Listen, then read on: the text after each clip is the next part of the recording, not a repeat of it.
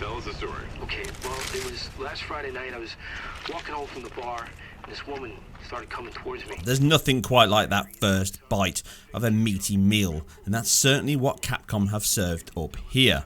And right now, I think Capcom have managed to deliver what is possibly the best feast of Resident Evil we have ever seen.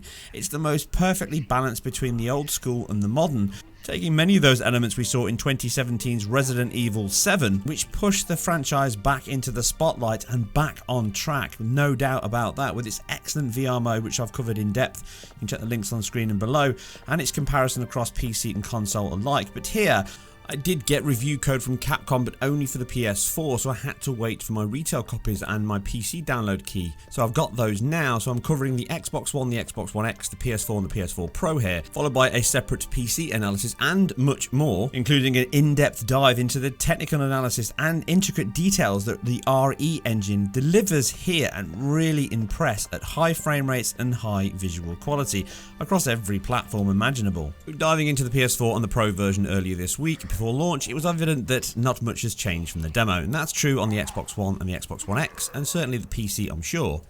Which is a shame. It is a shame that we've not seen some improvements on that visual quality, and they certainly haven't integrated a cap to 30 FPS, which I still think is required on both the PS4 and certainly the Xbox One of what I tested then.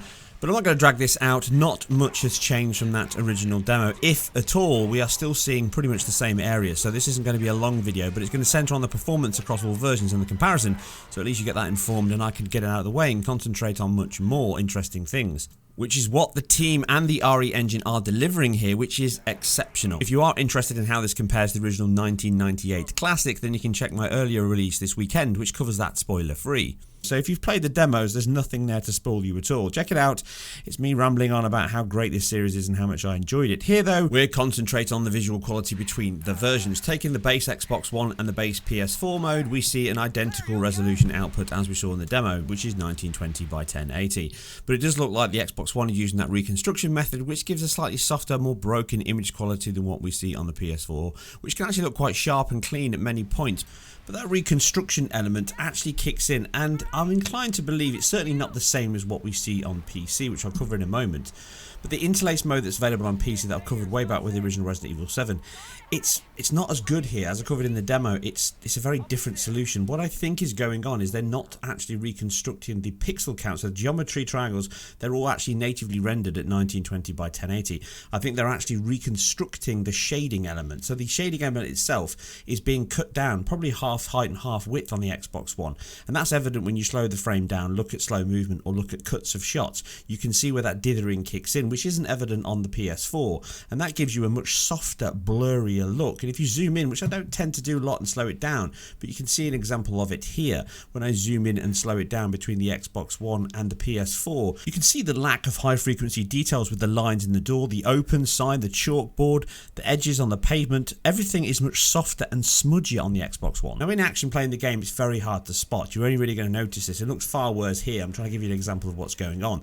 But the softer image and the breakdown that comes from the Xbox One isn't evident on the PS4, so I believe that's just natively rendering, but they're using a different element here on the Xbox One to improve that visual quality. And overall, it's a beautiful looking game, even on the base Xbox One and PS4, so don't be fooled by thinking this is a bad looking game, because it isn't. It looks sharp and clean on a 1080p screen. It certainly starts to break up a little more on a 4K screen, but these consoles aren't designed for that, so if you are using it on a 4K screen, not this game, any game is going to look softer because it's a 1080p image upscaled back to your 4K screen. So I don't recommend it. If you are going to move to 4K, I do recommend the premium consoles and of course the PC. The one small element that enhances the Xbox One over the PS4 is the fact that specular aliasing is slightly reduced, as you can see on the intestinal tract here. You can see that the actual specular highlights and the blood and the guts that are basically hanging out the entrails, they look less shimmery on the Xbox One due to that softer, squidgier look, which reduces the pixel quality and therefore reduces the specular aliasing. Again, that's all about those high frequencies being smudged over with that temporal AA that the entire game runs with. To give you an idea of what I'm talking about in terms of the resolution and the artifacting, look here with interlace mode turned on PC, you can see that shimmer and movement on the edge of the pillar and the gun all breaking up on that geometry. Once you move and turn interlace mode off, it looks a lot more stable if still as soft, and that is essentially what I'm talking about. We move to the Xbox One here, and you can see that even though it's moving back and forth and it's blurred, it's got artifacting on the screen space reflections, which is all common across all versions.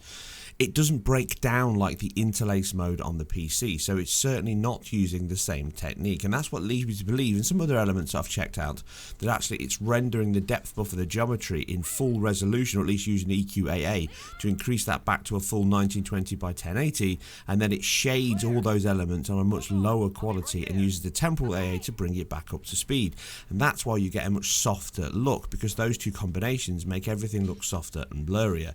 And that carries over to the Xbox One X and the PS4 Pro, but in another opposite direction, which is a strange one.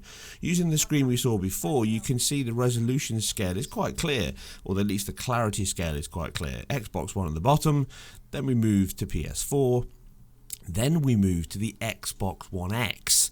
Now, even though it's the same resolution as the PS4 Pro at 2880 by 1620, the Pro is sharper because A, it seems to have a much lower level of TAA, and I do believe it's missing FXAA, which is an option on the PC, and I believe the Xbox One X is running that. Now, what that does means in still shots, remember we don't play games in still shots, the PS4 Pro does actually look sharper and cleaner because those high frequency details such as the specular aliasing or material depth details on faces, skin, they all stand out and highlight themselves much better on the Pro due to the fact that it's running less AA over the top of those pixels and merging them together. That gives you a softer look on the Xbox One X, but it reduces the shimmer that would come from both versions, and that is a benefit in movement. So if you spend your time staring at one area, one object, one material or face, yes, you will see a slightly sharper, cleaner image on the Pro than you do on the X. But again, games are designed to be in motion, and the stability benefit on the X is sometimes the better balance between the two. At the end of the day, though, it's your personal preference. In terms of the visual quality, though, everything else appears pretty much identical. The only difference is, and this is obviously dynamic, is the additional memory on the Xbox One X means that things like micmap bias, which is dynamically handled in VRAM, which does it on PC and again on consoles, you sometimes get the lower quality micmaps and materials loading in, the textures loading in, less often on the Xbox One X than they do on the PS4, the Pro and the X, which certainly the worst, the base model. But it's a very minor change, but you can notice it every now and then with lower quality textures here and there. Finally, the post-processing such as the motion blur and the depth of field does seem high quality on the Xbox One X. Don't shoot! Get down!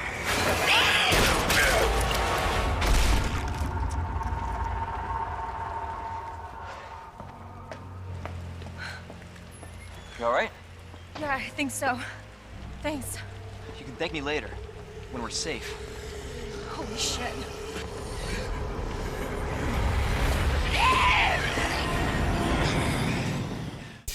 Now, performance-wise, we've covered it in the demo. There's not much here. So just to give you a tick, the Pro version is forced into running super sampling. So I tested it here on the original demo, and the performance is identical, which you can see a comparison of here from the demo, running at native 2880 and then forced 1080p, which you can do in the menu screen by going in, turning off super sampling, and then on a 4K screen you're forcing it back down to 1080p. If you turn that off on a 1080p screen, it means the game will actually render at 1080p, therefore you'll get better performance from the GPU in the Pro.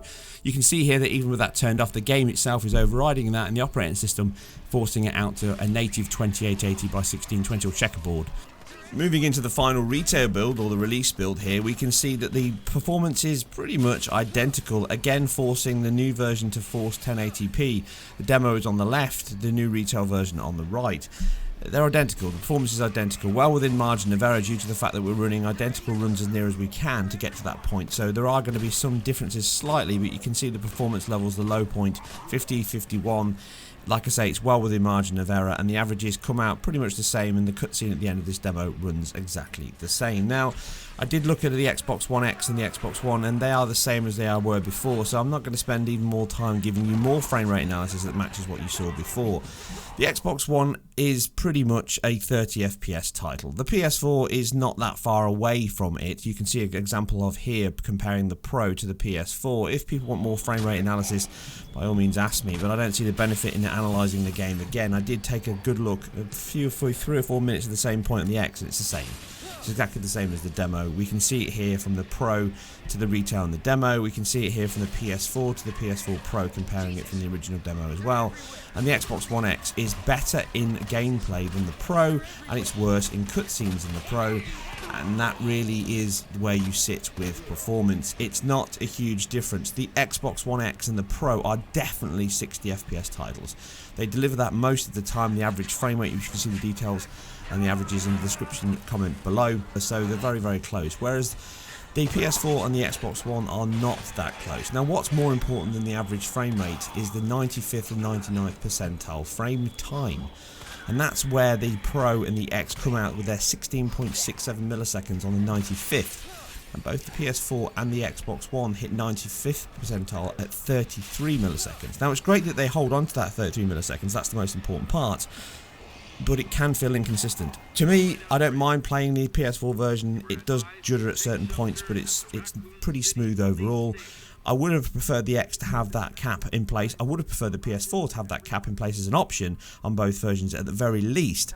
But the PS4 Pro and the X don't need it. They are a 60 FPS title as much as anything, you know, much better than games like Call of Duty or even Battlefields, and they claim themselves as 60 FPS titles. So if you're happy with those, you're more than happy with this, because it's very consistent and very smooth, and it feels excellent to play, and it looks beautiful, as you can see. Anyway, that's it. Like I say, it's an in-depth look at the game itself, the comparison between the console versions and the performance, but most of it sits pretty much the same as what I've covered in the demo, so I'm not going to go over old ground. If you want to see more frame rate analysis and dive into how the versions compare, check out that version which I did 2 weeks ago. It pretty much is the same information as you're seeing here, and it's not the most important part. What is what this game delivers overall, and certainly what the PC versions can bump over these consoles, which I'll be covering very soon in 2 more big videos, which I hope you enjoy. Anyway, as always, I am self-funded and completely independent. This is a part-time gig for me. I don't do this full-time like many other YouTubers. This is just a side project that I do. So any support you can by supporting me on Patreon, by sharing my videos, by liking the video here and subscribing and following me over on Twitter is greatly appreciated. You guys and girls play well, stay fast, and watch out for those teeth. I'll catch you on the next one.